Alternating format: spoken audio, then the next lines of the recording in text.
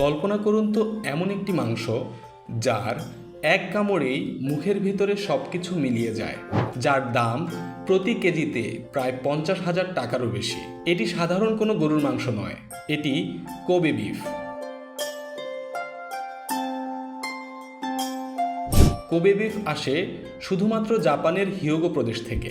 সেখানে বিশেষ তাজিমা প্রজাতির গরু পালা হয় অত্যন্ত যত্নের সাথে।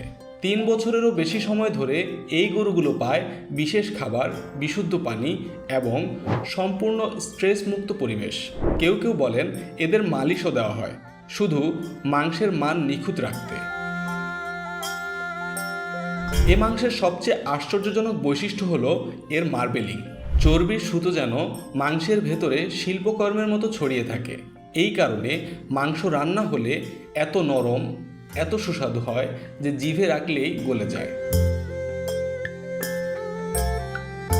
প্রতি বছর বিশ্বে মাত্র 3 থেকে 4 হাজার কোবে বিফ সার্টিফাই হয় এবং মজার বিষয় হলো বিশ্বের বাজারে যত কোবে বিফ বিক্রি হয় তার 90%ই নকল। আসল কোবে বিফের প্রতিটি গরুর ডিএনএ পরীক্ষা করা হয়, সনদ প্রদান করা হয়। তাই যখন কেউ বলে কোবে বিফ দামি, সে আসলে শুধু মাংসের দাম দেয় না, সে দেয় বছরের পর বছরের যত্ন, বিরলতা এবং এমন একটি অভিজ্ঞতার দাম যা পৃথিবীর খুব কম মানুষের ভাগ্যে জোটে।